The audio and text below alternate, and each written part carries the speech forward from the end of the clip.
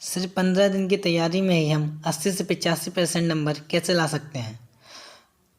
इस 15 दिनों में हमें क्या क्या पढ़ना चाहिए और क्या क्या नहीं पढ़ना चाहिए उसके बारे में हम जानते हैं। हर सब्जेक्ट को 2 से 3 घंटे पर डे देने पड़ेंगे। जैसे हमें इन 15 दिनों में सिर्फ उन्हीं सब्जेक्ट को पढ़ना है जो हमने अभी तक पढ़े हुए हैं, कुछ भी एक्स्ट्रा उन सब्जेक्ट के अंदर नहीं पढ़ना है। जैसे सबसे पहले हम पढ़ते हैं हिंदी को हमें सुबह 5 बजे से 7 बजे तक पढ़ना चाहिए। उसके बाद हमें इंग्लिश को 10 बजे से 12 बजे तक पढ़ना चाहिए। फिर विज्ञान को 3 बजे से 5 बजे तक पढ़ना चाहिए और सामाजिक विज्ञान यानी सामाजिक शिक्षा को 6 बजे से 9 बजे तक पढ़ना चाहिए। फिर गणित को 10 बजे से 1 बजे तक पढ़ना चाहिए। इसके सिवा किन्हीं बच्चों के पास ड्राइंग होगी या अदर किसी बच्चे के पास गृह विज्ञान, कॉमर्स आदि सब्जेक्ट होंगे, उन्हें हम इन सब्जेक्टों में 1 घंटे से या 2 घंटे दे के पढ़ सकते हैं किसी भी टाइम। और हमें इन सब्जेक्टों में क्या क्या पढ़ना चाहिए, जैसे हम हिंदी के बारे में बात करते हैं। जैसे आप लोग जानते होंगे हिंदी में 3 पार्ट हैं। एक में हिंदी में गद्यांश, सेकेंड पार्ट व्याकरण और थर्ड पार्ट इसमें संस्कृत होती है।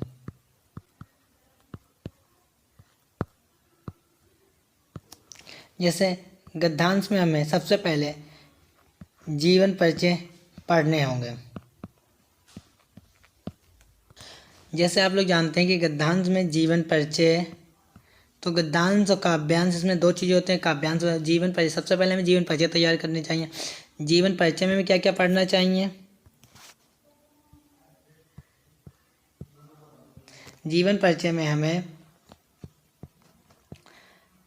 जन्म सन और शिक्षा, जैसे जिसका जीवन परिचय उनकी शिक्षा क्या क्या है। नेक्स्ट हमें उनकी मृत्यु का सन, उनकी शिक्षाएं क्या होती हैं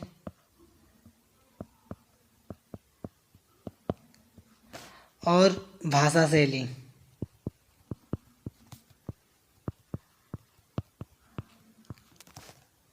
जीवन परिचय में बस इन्हीं पॉइंट को याद करना पड़ता है। इन्हीं पॉइंट से हम पूरा जीवन परिचय लिख सकते हैं। ये जीवन परिचय गद्यांश और काव्यांश के जितने जीवन परिचय हैं सभी में आपको सिर्फ यही पॉइंट है, जन्म सन, उनकी क्या क्या शिक्षा है, उनकी मृत्यु, उनकी क्या क्या रचनाएं हैं, क्या क्या भाषा शैली है। अगर कहीं पे आ जाए कि उनके पिता का नाम, तो उनके पिता का नाम भी याद होना जरूरी है। कहीं कहीं पे माता का नाम आता है तो माता का नाम भी याद करना है। ये इतने काम गद्यांश और काव्यांश दोनों में करने हैं। और जीवन परिचय के बाद इसमें व्याख्या आती हैं, तो व्याख्या में सभी की पढ़नी होंगी।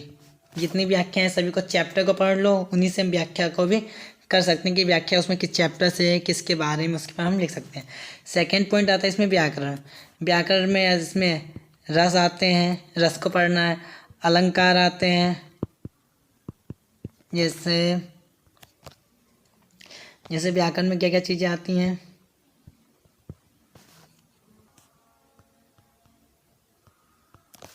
जैसे व्याकरण में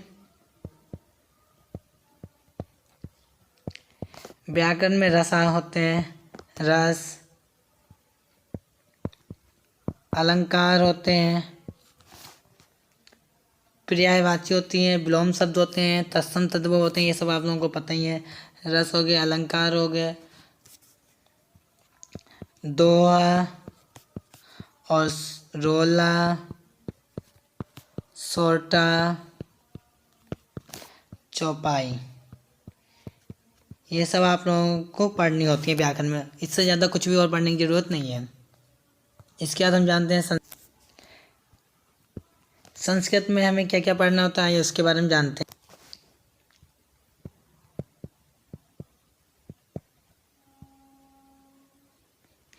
संस्कृत में संस्कृत के शब्दों को हिंदी में लिखना यानी संस्कृत अनुवाद करना आता है। दूसरा पॉइंट इसमें हिंदी अनुवाद भी आता है।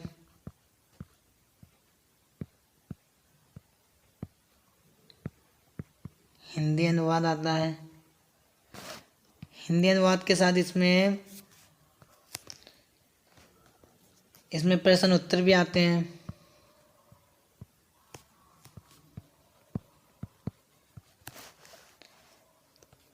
विभक्तियाँ आती हैं। बस इतने ही सब पढ़ना होता है हिंदी में, और कुछ भी नहीं। बस हिंदी में इतने पढ़ना, इससे इतने में ही आपके 80 से 85% नंबर आ जाएंगे हिंदी में। अब हम जानते हैं इंग्लिश के बारे में। इंग्लिश में हमें क्या क्या पढ़ना चाहिए, आइए इसके बारे में जानते हैं।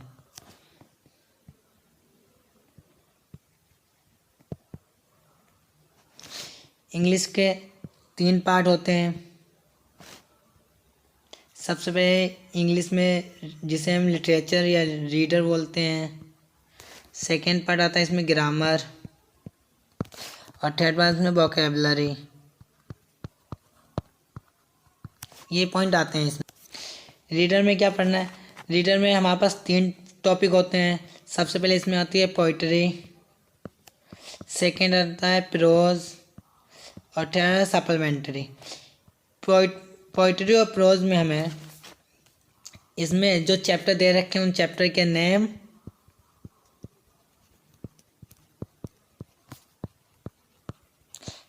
नेम, एंड ऑथर के नेम पता होने चाहिए पोइट्री और प्रोज दोनों में।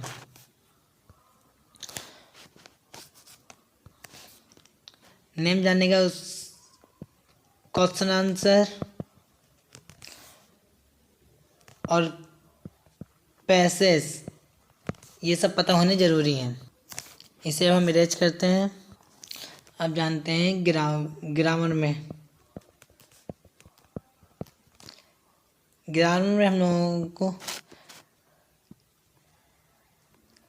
ऐसे या रिपोर्टिंग राइटिंग या तो आर्टिकल, ये 3 चीज़ें पता होनी चाहिए।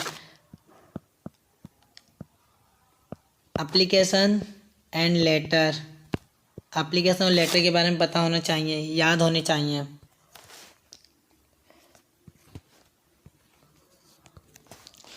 उसका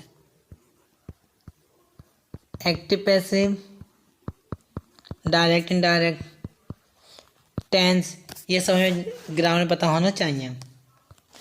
और वोकेबलरी में हमें antonyms, synonymous, idiom and phrase, बस ये चीज़ें जाननी होती हैं। वन वर्ड और सब्स्टिट्यूशन, ये सब जानने के लिए बस इतने में ही इंग्लिश में 80 से 85 नंबर आ जाएंगे। ऐसे ही साइंस में 3 पार्ट होते हैं। इसमें भौतिक विज्ञान, रसायन विज्ञान और जीव विज्ञान, इसमें भी आपको इन सब के बारे में पता होना चाहिए। सोशल साइंस में भी 4 भाग होते हैं, जैसे भूगोल, इतिहास, नागरिक शास्त्र, अर्थशास्त्र। मैथ में भी 3 पार्ट होते हैं, बीजगणित, रेखागणित और अंकगणित। इन सब की तैयारी करने से आपके सिर्फ 15 दिन में कितने 80 से 85 नंबर आ जाएंगे 100%। बस इसी शेड्यूल यानी इसी टाइम टेबल के हिसाब से तैयारी करें। अगर वीडियो अच्छी लगे तो वीडियो को लाइक एंड चैनल को सब्सक्राइब कर लें।